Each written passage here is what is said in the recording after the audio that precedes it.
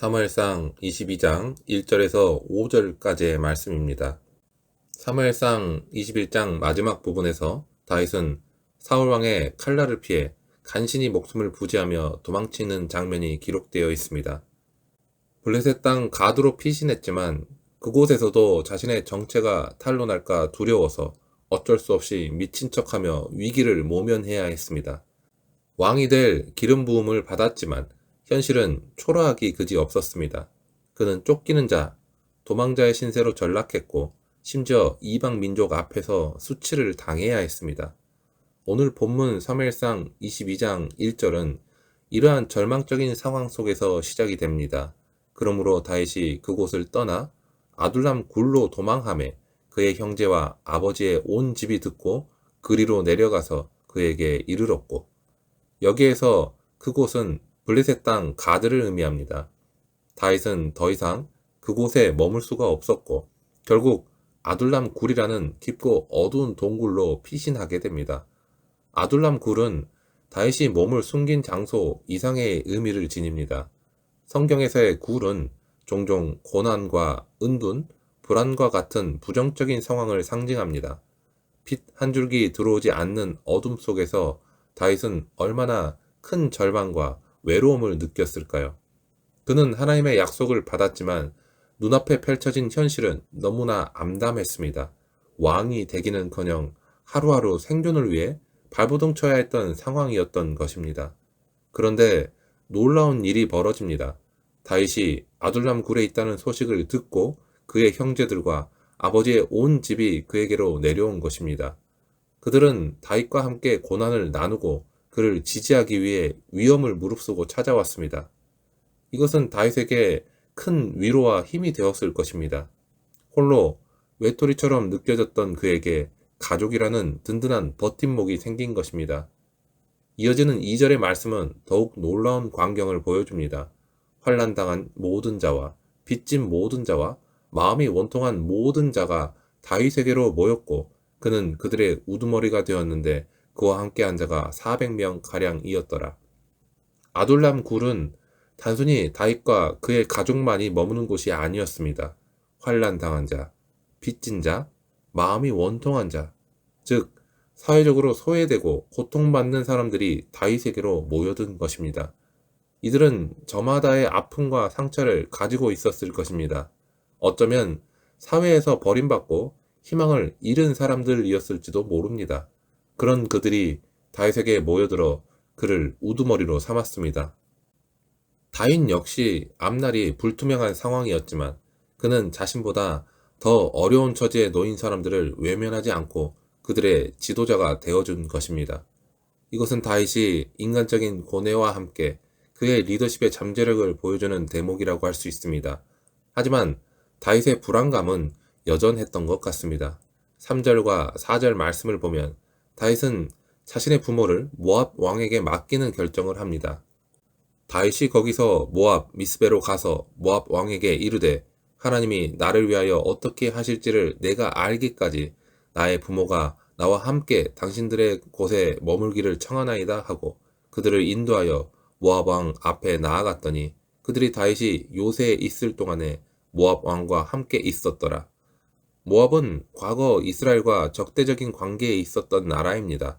그럼에도 불구하고 다윗은 자신의 부모를 그곳에 맡겼습니다. 이것은 사울 왕의 끊임없는 추격으로부터 자신의 가족을 보호하기 위한 고육지책이었을 것입니다. 하지만 동시에 이 결정은 다윗이 아직 하나님의 약속에 대한 확신을 갖지 못하고 인간적인 방법과 혈맹에 의존하려는 모습을 보여주는 것이기도 합니다. 하나님이 나를 위하여 어떻게 하실지를 내가 알기까지라는 그의 말 속에는 미래에 대한 불안감과 불확실성이 고스란히 드러나 있습니다. 다윗은 기름 부음을 받았지만 여전히 자신의 힘과 지혜로 상황을 해결하려고 애를 쓰는 인간적인 모습을 보였습니다. 그는 하나님의 전적인 인도하심을 신뢰하기보다는 자신의 판단과 계획에 의존하려 했던 것입니다. 이러한 다윗의 모습은 때로는 우리의 모습과도 너무나 닮아 있습니다. 우리 역시 하나님의 약속을 믿는다고 말하지만 막상 어려운 상황에 처하게 되면 불안에 휩싸여서 인간적인 방법을 먼저 찾으려고 할 때가 많습니다. 이처럼 다윗이 여전히 불안한 가운데 머물러 있을 때 하나님은 다시 그에게 찾아오십니다. 5절 말씀을 보면 선지자 갓이 다윗에게 이르되 이 요새에 머물지 말고 떠나 유다 땅으로 들어가라 하매 다윗이 떠나 헤렛 수풀에 이르니라. 하나님은 선지자 갓을 통해 다윗에게 분명한 명령을 내리십니다. 아둘람 굴이라는 요새와 같은 곳에 머물지 말고 모압 땅에 안주하지 말고 하나님의 약속의 땅인 유다로 돌아가라는 것입니다. 이 사건은 다윗에게 큰 전환점이 되는 사건이었습니다. 그는 자신의 생각과 계획을 내려놓고 하나님의 말씀에 순종해야 하는 순간을 맞이한 것입니다. 유다 땅으로 돌아가라 라는 하나님의 명령은 단순한 지리적인 이동을 의미하는 것이 아닙니다.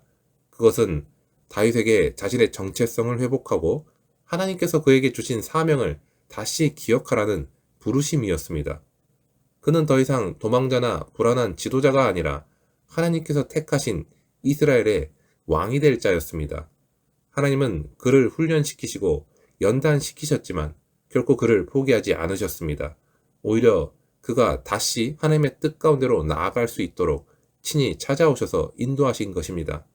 선지자 갓의 등장은 하나님께서 다윗을 홀로 내버려 두지 않으셨다는 것을 분명하게 보여줍니다. 다윗이 인간적인 고뇌와 불안함 속에서 방황할 때에도 하나님은 끊임없이 그에게 말씀하시고 그의 길을 인도하고 계셨습니다. 마치 광야에서 방황하는 이스라엘 백성들에게 끊임없이 만나를 내려주시고 구름기둥과 불기둥으로 인도하셨던 하나님의 사랑과 은혜를 떠올리게 합니다.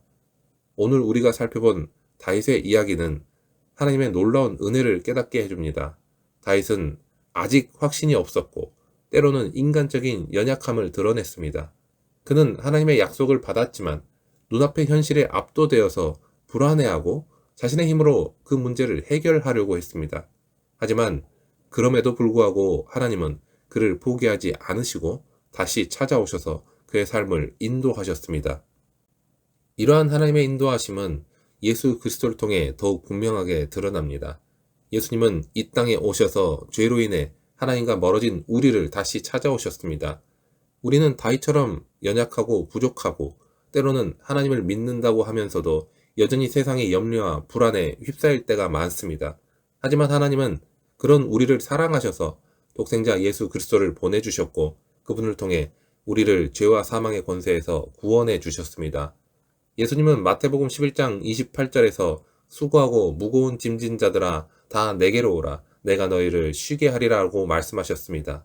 예수님은 세상의 고통과 어려움 속에서 신음하는 우리를 부르시며 참된 안식과 평안을 약속하십니다.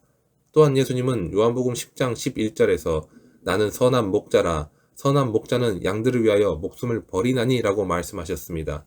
하나님은 우리의 선한 목자가 되셔서 우리를 푸른 초정과 쉴만한 물가로 인도하시며 때로는 우리가 길을 잃고 방황할 때에도 친히 찾아오셔서 우리를 옳은 길로 인도하십니다. 다윗이 아둘람 굴에서 하나님의 부르심을 받고 유다 땅으로 나아갔던 것처럼 우리 역시 예수 그리스도를 통해 새로운 삶을 시작할 수 있습니다. 우리의 과거가 어떠했든 현재 상황이 얼마나 어렵든지 하나님은 우리를 포기하지 않으시고 끊임없이 우리를 부르십니다. 우리가 우리의 연약함과 부족함을 인정하고 예수 그리스도께로 나아갈 때 하나님은 우리를 새롭게 하시고 우리를 통해 하나님의 놀라운 계획을 이루어 가실 것입니다. 사랑하는 여러분, 우리는 때때로 다윗처럼 확신이 부족하고 불안해할 수 있습니다. 하지만 꼭 기억하시기 바랍니다. 우리 하나님은 그런 우리를 결코 포기하지 않으시고 다시 찾아오시는 은혜로우신 분이십니다. 우리 삶의 어두운 굴과 같은 순간에도 하나님은 우리와 함께 하시며 우리를 인도하시고 붙들어 주십니다. 그러므로 우리는 우리의 모든 염려와 근심을 주님께 맡기고 오직 주님의 인도하심을 따라 살아가는 복된 삶을 살아가야 할 것입니다. 오늘 이 말씀을 통해 다시 한번 우리를 찾아오시는 하나님의 놀라운 은혜를 깊이 깨닫고 그 은혜에 감사하며 살아가는 우리 모두가 되기를 축원합니다.